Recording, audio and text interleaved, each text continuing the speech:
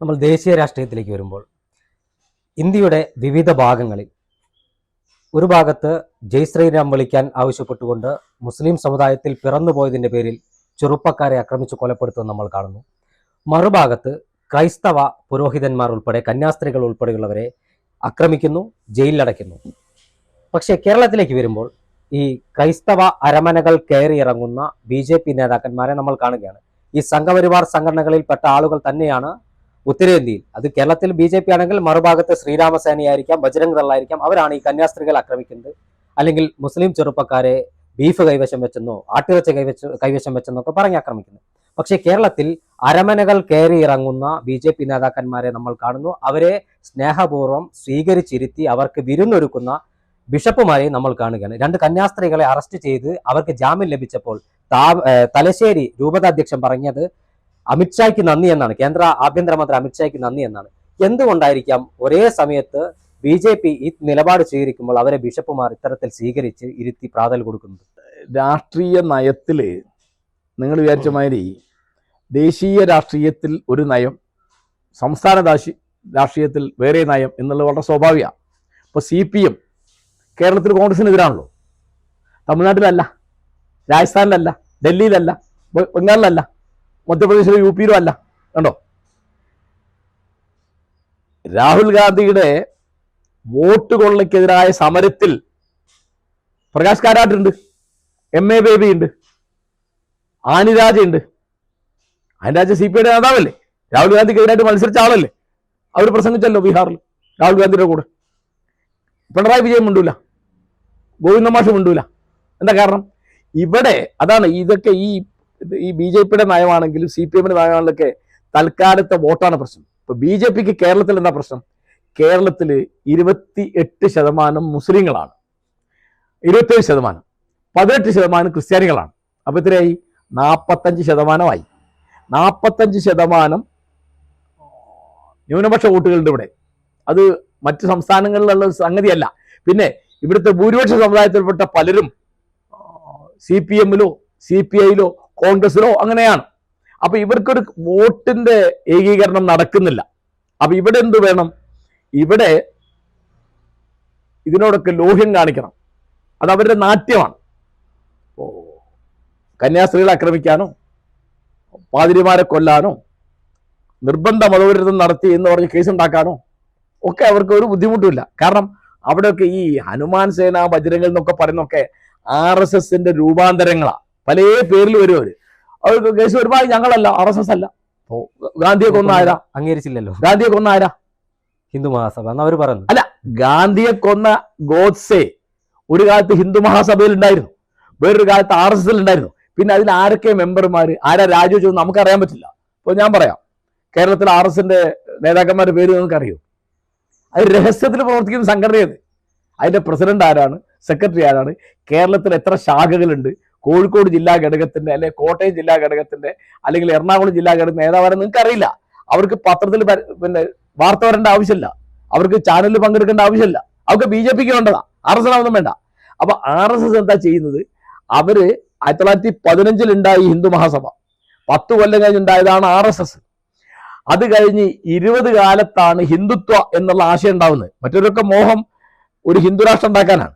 അപ്പൊ അതിന്റെ തത്വം അടിസ്ഥാനപരമായി 2-3 കാര്യങ്ങളാണ്.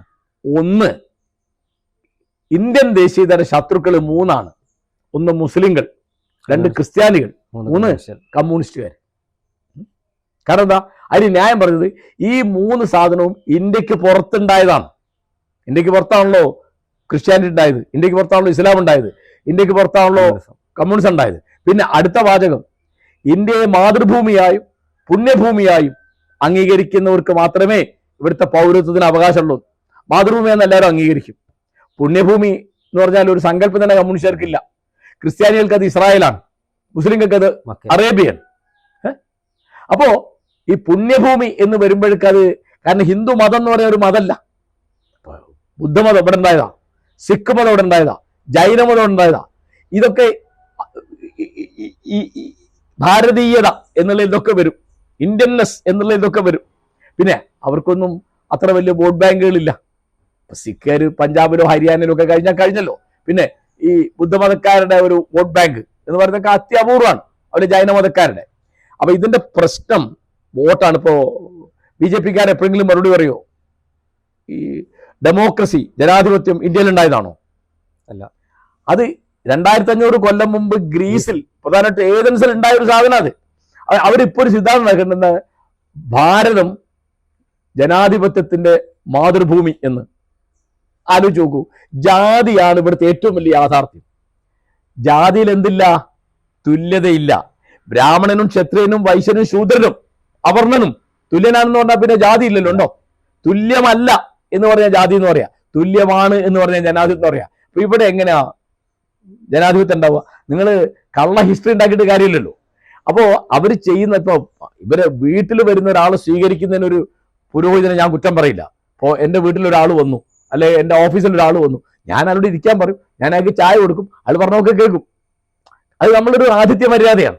അതിഥികളോട് നമ്മളെങ്ങനെ നിങ്ങൾ ഇതിനാ വന്ന് എനിക്കോട് അവസാനം പറയല്ല, ഇറങ്ങി പോകുന്നാരും പറയൂ? പറയില്ലല്ലോ, പറയേണ്ട ആവശ്യമില്ല. അപ്പോ ഇവർക്ക് ഇവിടെ സംഘപരിവാറിനോട് ഒത്തുപോകുന്ന ക്രിസ്ത്യാനികളുണ്ട് എന്നുള്ള നിലയ്ക്ക് ക്രിസംഗി എന്ന് പുതിയൊരു വാക്കുണ്ട്. സംഘപരിവാറിനോട് ഒത്തുപോകുന്ന മുസ്ലിങ്ങളുണ്ട് എന്നുള്ള നിലയ്ക്ക് മുസംഗി എന്നൊരു വാക്കുണ്ട്. ഒക്കെ പുതിയ വാക്കുകളാണ്.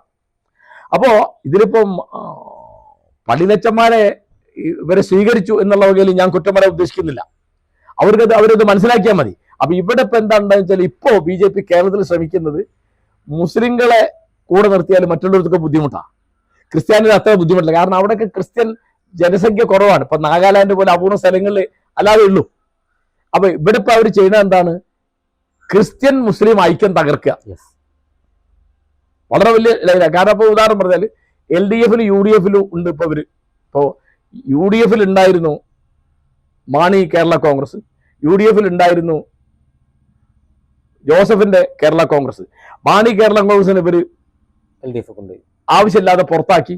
അങ്ങനെ അപ്പോ അവര് ഇനിയും അടുത്ത് വന്ന ബുദ്ധിമുട്ടാണ് എന്ന് BJPക്ക് അറിയാം. ക്രിസ്ത്യൻ മുസ്ലിം സമൂഹങ്ങള് ഒരു മുന്നണിയിൽ വരുമ്പോൾ പിന്നെ BJPക്ക് യാതൊരു അവസരവും യാതൊരു ചാൻസും ഇല്ല. അത് ഒഴിവാക്കാനാണ് അവരിപ്പം ലവ് ജിഹാദ് എന്ന് പറയുമ്പോൾ ആരാണ് അത്? ക്രിസ്ത്യാനികളും BJPക്കാരും കൂടി ഒരേ സമയത്ത് ഉന്നയിക്കുന്ന ഒരു ആരോപണം. അതില്ലാത്തതാണ് എന്ന് എല്ലാവരും പറഞ്ഞു, പക്ഷെ ഇപ്പോഴും പറഞ്ഞുകൊണ്ടിരിക്കും. അതായത് ഇല്ല എന്നുള്ളത് എന്ന് പറയല്ലോ, ആ മാതിരിയാ. കാരണം കോടതി അത് പറയുന്നു, ലോക്സഭയിൽ ഗവൺമെന്റ് അത് പറയുന്നു. അതെ, ഇല്ലാത്തൊരു സാധനമാണത്. അപ്പൊ 3 ആള് ഉദാഹരണം വെച്ചിട്ടാണ് കേരള സ്റ്റോറിൽ സിനിമ ഉണ്ടാക്കിയത്. അതിന്റെ അവസാനം എഴുതി കാണിച്ച് ഇത്തരം 50,000 കേസ് ഉണ്ട്, എഴുതി കാണിച്ചാൽ മതി. 50,000 കേസ് ഉണ്ട്.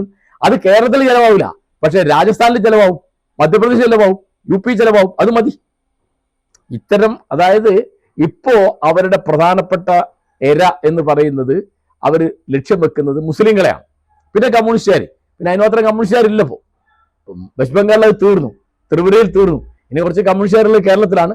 അതിപ്പോ കേരളത്തിൽ BJPക്ക് കമ്മ്യൂണിസ്റ്റുകാരെ കൊണ്ടൊരു ബുദ്ധിമുട്ടില്ല. അവർക്ക് വളരെ സൗകര്യമാണ്. കാരണം കുറ്റമൊന്നും അവർ പേരണ്ട, കുറ്റമൊക്കെ CPM പേർക്കുള്ളൂ. കേസ് വരുന്നതിനായ കേസ് ഒന്നും ആവില്ല, നമുക്കറിയാലോ. അതുപോലെ പിണറായിയുടെ കേസും ഒന്നും ആവില്ല. ഇപ്പൊ ലാവ്ലിൻ കേസ് 38 വട്ടം മാറ്റിവെക്കും CBI അല്ലേ? ഇതുപോലെ അദ്ദേഹത്തിന്റെ പുത്രിക്കെതിരായിട്ടുള്ള കേസ്, അങ്ങനെ ഒരുപടി കേസുകൾ, മറ്റേ സ്വർണം കടത്തി എന്നുള്ള കേസ്, ഹവാല കേസ്, മറ്റേ കേസ്, സ്വപ്ന സുരേഷ് പറഞ്ഞ കാര്യങ്ങൾ, ഇതൊന്നും എവിടെയും വരില്ലല്ലോ.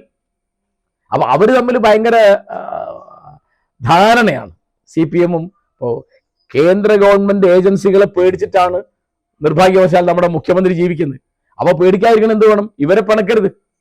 ആലോചിച്ച് നോക്കൂ, എത്ര പ്രധാനപ്പെട്ട ഒരു കാര്യമാണ് രാഹുൽ ഗാന്ധി ഉന്നയിച്ചത്.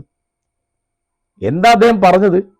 ബീഹാറിൽ, മഹാരാഷ്ട്രയിൽ, കർണാടകത്തിൽ, ഹരിയാനയിൽ ഒക്കെ അവിടുത്തെ വോട്ടേഴ്സ് ലിസ്റ്റിൽ കപടം കാണിച്ചു എന്നാ. ഇല്ലാത്ത വോട്ടുകൾ ഉണ്ടാക്കി, മരിച്ചുപോയി എന്ന് പറഞ്ഞ് ഉള്ള ആളിനെ തള്ളിക്കളഞ്ഞു. അങ്ങനെ അത് 1, 2, 10 അല്ല, 10,000 ലക്ഷമൊക്കെ അദ്ദേഹം പറയുന്ന കണക്ക്. അപ്പൊ അത് കേരളത്തിലെ ഇടതുപക്ഷം അത് ശ്രദ്ധിച്ചിട്ടേ ഇല്ല. മനസ്സിലായോ? അപ്പൊ എന്തുകൊണ്ടാണ്? അത് BJPക്ക് അസൗകര്യമാണ്. BJPക്ക് കേൾക്കാൻ അസൗകര്യം. ഇപ്പൊ ഇലക്ഷൻ കമ്മീഷൻ മിണ്ടുന്നില്ലല്ലോ. ഇപ്പൊ രാഹുൽ ഗാന്ധി പറഞ്ഞത് ശരിയാണെന്ന് ഞാൻ വിചാരിക്കുന്നത് എന്തുകൊണ്ടാണെന്നറിയാം. അതിന് എനിക്ക് തെളിവ് വേറെ ഉണ്ടായിട്ടല്ല. ഇലക്ഷൻ കമ്മീഷൻ മറുപടി പറയുന്നില്ല. ഇലക്ഷൻ കമ്മീഷൻ പറഞ്ഞെന്താ? ഞങ്ങൾക്ക് രേഖാമൂലം പരാതി വന്നില്ല. ഇന്ത്യയുടെ ലോക്സഭയുടെ പ്രതിപക്ഷ നേതാവ് ചെറിയ ആളല്ല. അതായത് ലോക്സഭയിൽ എഴുന്നേറ്റ് നിൽക്കുമ്പോൾ പ്രധാനമന്ത്രി കഴിഞ്ഞാൽ പിന്നെ അടുത്ത ആള് പ്രതിപക്ഷ നേതാവാ. ആ നേതാവ് പറഞ്ഞൊരു കാര്യത്തെ പറ്റി ആ ഇലക്ഷൻ കമ്മീഷൻ പറഞ്ഞത് ഞങ്ങൾക്ക് രേഖാമൂലം പരാതി തന്നില്ല. അപ്പൊ ഇലക്ഷൻ കമ്മീഷൻ എന്ന് പറയുന്നത് ഒരു സ്വതന്ത്ര സ്ഥാപനമാണ്, ഭരണഘടനാ സ്ഥാപനമാണ്, അതൊരു വിശുദ്ധ സ്ഥാപനമാണ്. കോടതി പോലെ വളരെ പവിത്രമാണ്. നീതി ഉറപ്പാക്കേണ്ട, എല്ലാ അർത്ഥത്തിലും ആർക്കും ഒരു പരാതിക്കും അവസരം കൊടുക്കാതെ പ്രവർത്തിക്കേണ്ട ഒരു സ്ഥാപനത്തിന്റെ പേരാണ് ഇലക്ഷൻ കമ്മീഷൻ. നിർഭാഗ്യവശാൽ അത് BJPയുടെ ഒരു ഡിപ്പാർട്ട്മെന്റുമായിട്ട് പ്രവർത്തിക്കുകയാണ്. 2021 എൻ്റെ ഓർമ്മ, രമേശ് ചെന്നിത്തല കേരളത്തിൽ ആ പ്രശ്നം ഉന്നയിച്ചല്ലോ. അന്ന് അവസാന ഇലക്ഷൻ കമ്മീഷൻ പറഞ്ഞാ രമേശ് ചെന്നിത്തല പറഞ്ഞ മുഴുവൻ ശരിയല്ല, ഭാഗികമായി ശരിയുണ്ട് എന്നാ. കണ്ടോ? അപ്പൊ ഇത് തീർച്ചയായിട്ടും ഇപ്പോ BJP കേരളത്തിൽ കളിക്കുന്ന കളി എന്ന് പറയുന്നത് ക്രിസ്ത്യാനികളെ കൂടെ നിർത്തുകയും ക്രിസ്ത്യൻ മുസ്ലിം ഐക്യം തകർക്കുകയും ചെയ്യുക എന്നുള്ള രാഷ്ട്രീയ തന്ത്രമാണ്.